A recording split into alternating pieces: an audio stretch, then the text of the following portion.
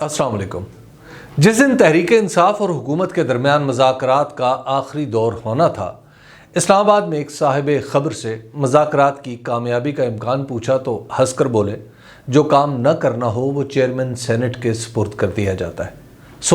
مذاکرات کا آخری نتیجہ بھی یہی ہوگا۔ میں ان صاحب سے شام کو ملا تھا۔ اسی رات مذاکرات کے دونوں فریقوں نے اعلان کر دیا کہ اصل معاملے یعنی الیکشن کی تاریخ پر کوئی اتفاق رائے نہیں ہو سکا۔ اگلے روز ایک دوست کے ہاں پی ڈی ایم سے تعلق رکھنے والے سیاستدانوں سے ملاقات ہو گئی۔ سب پریشان کہ اسحاق ڈار ملکی معیشت کی کوئی کل بھی سیدھی نہیں بٹھا پا رہے، اور سب یکسو کہ عدالت کچھ بھی کر لے الیکشن کی طرف نہیں جانا۔ ایک صاحب تو میرے بار بار الیکشن کے امکانات کے سوال پر جل کر بولے، الیکشن میں 15-20 کا فرق بھی ہو تو ہم نکال سکتے ہیں، 10 اور 20 کا ہو جائے تو پھر یہ نہیں نکل سکتا۔ ہم پاگل نہیں کہ عمران خان کو جتوانے کے لیے الیکشن کراتے۔ ان میں سے جو سب سے دھیمے مزاج کے تھے فرمانے لگے، اگر الیکشن کرانا ہے تو پھر ہماری مرضی کا نتیجہ بھی ماننا پڑے گا۔ یہ بات سن کر میرے تو آسان خطا ہو گئے۔ پوچھا، دھاندلی زدہ الیکشن کا نتیجہ کون مانے گا؟ فرمایا، یہ بندوبست ہو گیا تو پھر عمران خان کو بھی ہم سنبھال لیں گے، زیادہ سے زیادہ سڑکوں پر ہی نکل آئے گا نا۔ تو نکل آئے۔ ظاہر ہے اس کے بعد بات سننا مشکل اور کرنا محال ہو جاتا ہے۔ میں بھی خاموش ہو گیا، کیونکہ کہنے والا دستور ملک کے مفاد یا عوام کو ماننے کے لیے تیار ہی نہیں تو کیا کیا جائے۔ پھر پیپلز پارٹی سے تعلق رکھنے والے ایک صاحب نے مجھے دستور، وفاق، مردم شماری اور سیاسی نزاکتوں پر ایک طویل لیکچر دیا، جس کا لب لباب تھا کہ الیکشن کسی بھی طرح اس قوم کے لیے سود مند نہیں، اور ایسی صورت میں تو بالکل بھی مناسب نہیں جس میں عمران خان کے جیتنے کا ذرا سا بھی خدشہ ہو۔ الیکشن کا خوف حکومتی اتحاد پر اس قدر طاری ہے کہ ایوان وزیر اعظم کی ایک مجلس مشاورت میں وزیر اعظم شہباز شریف نے یہاں تک کہہ دیا کہ اگر مجھے نااہل کیا گیا تو کوئی بات نہیں، ہم ایک ڈمی وزیر اعظم لگا دیں گے۔ ملاحظہ فرمائیے، ملک کے سب سے بڑے انتظامی عہدے پر ایک ڈمی یعنی کاٹھ کا پتلا لانا گوارا ہے، مگر الیکشن قبول نہیں۔ اگر الیکشن کرانا ہی پڑے تو حکومتی گروہ نے اس کے لیے متبادل حکمت عملی بھی تیار کر رکھی ہے۔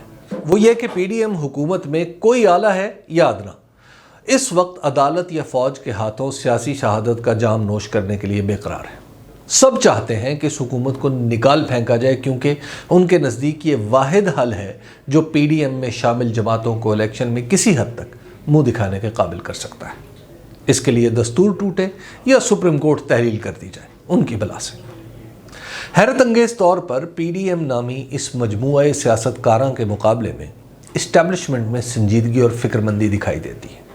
ملک کی معیشت کی پریشانی اتنی ہے کہ بس چلتا ہو تو آئی ایم ایف کو بھی کسی سیف ہاؤس میں ڈال کر قرضہ دینے پر مجبور کرتا ہے۔ سرکاری تنخواہوں میں اضافے کے تقاضے، پینشنوں کا بڑھتا ہوا بوجھ، سیاسی عدم استحکام نیچے سے اوپر تک سب کو پریشان کیے ہوئے ہیں۔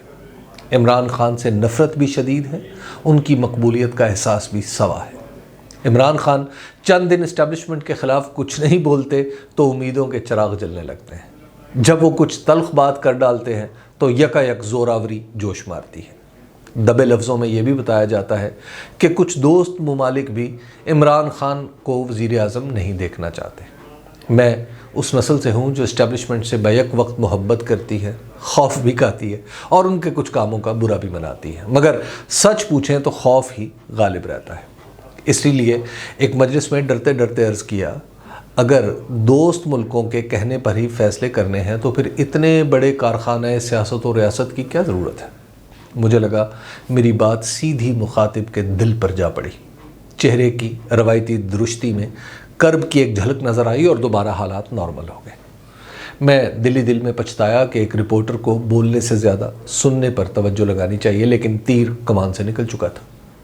خیر، اسٹیبلشمنٹ میں جہاں عمران خان سے بے شمار شکوے شکایتیں ہیں، وہاں پی ڈی ایم سے مایوسی بھی انتہا کو چھو رہی ہے۔ یہ بات بھی پورے زور سے بتائی اور سمجھائی جاتی ہے کہ عمران خان پر قاتلانہ حملہ، ان کے گھر پر پولیس کا دھاوا اور چودھری پرویز الہی کے گھر پر یلغار سے اسٹیبلشمنٹ کے کسی بھی فرد کا کوئی لینا دینا نہیں۔ البتہ کہیں گہرائی میں دبی سی ایک خواہش ضرور ہے کہ عمران خان کو ایک مخصوص فون نمبر کا علم ہے جس پر وہ کال کر لیں تو معاملات میں سدھار کی شکل بن جائے گی۔ وہ سختیاں جو آج ان کا مقدر بنی دکھائی دیتی ہیں ٹلنے لگیں گی۔ اسٹیبلشمنٹ میں ایک سوچ جو گزشتہ کچھ عرصے سے محسوس ہونا شروع ہوئی، اب راسخ ہوتی ہوئی معلوم ہوتی ہے کہ 1973 کے دستور کو ٹوٹنا نہیں چاہیے۔ تضاد اس موقف میں یہ ہے کہ سپریم کورٹ سے اپنی مرضی کا عدالتی فیصلہ چاہیے جس میں الیکشن کی تاریخ اسٹیبلشمنٹ کے حساب کتاب کے مطابق ہو۔ دستور کی سربلندی کی خواہش سے متضاد آرزو یہ بھی ہے کہ عمران خان الیکشن نہ جیتیں، جیت جائیں تو وزیر اعظم نہ بنے، وزیر اعظم بنے تو اچھے بچے بنے رہیں۔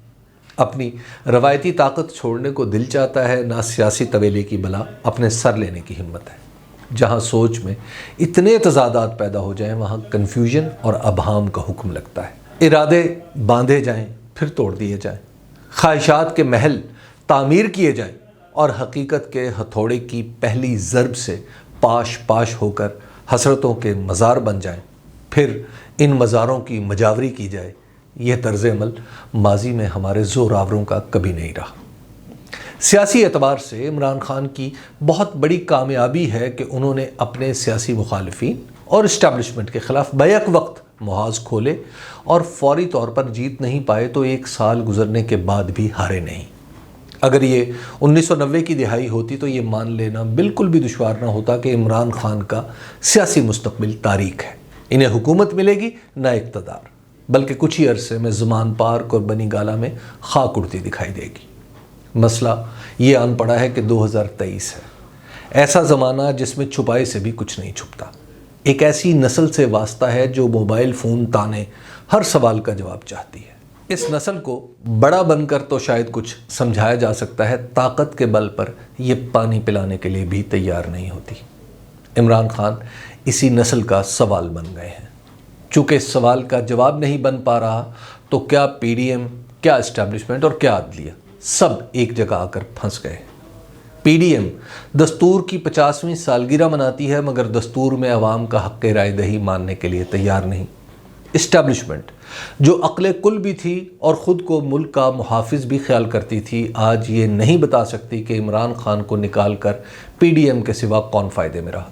عدلیہ نے 7 اپریل 2022 کو دستور کے آرٹیکل 69 کے تحت پارلیمنٹ کے اندر ہونے والی کارروائی کو حاصل استثناء کا آہنی پردہ ہٹا کر ڈپٹی اسپیکر قاسم سوری کی رولنگ کو غلط قرار دے کر ٹوٹی ہوئی اسمبلی بحال کی اور ساتھ ہی عمران خان کے خلاف تحریک عدم اعتماد کی راہ ہموار کر دی۔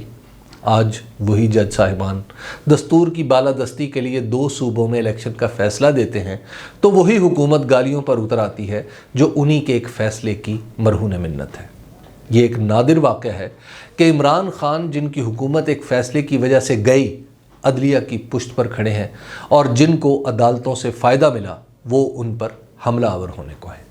نظام کے اندر پیدا ہو جانے والے یہ سارے تضاد ملک کو اس وقت ایک آسیب کی طرح جکڑے ہوئے ہیں۔ اس بھنور سے نکلنے کا واحد اور سیدھا راستہ صاف شفاف انتخابات ہیں جن سے حکومت، اسٹیبلشمنٹ اور کسی درجے میں عدالتیں بھی خوف کھا رہی ہیں۔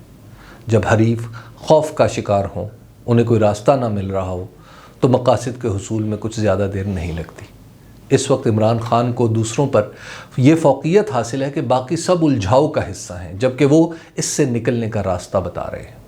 اس راستے کو مزید آسان اور دوسروں کے لیے قابل قبول بنانے کے لیے عمران خان تھوڑی سی بھی لچک دکھا دیں تو بہت کچھ بہت جلد ہونے لگے گا۔ ان کا روشن مستقبل شاید اکتوبر 2023 سے بھی پہلے رونمائی کرا دے۔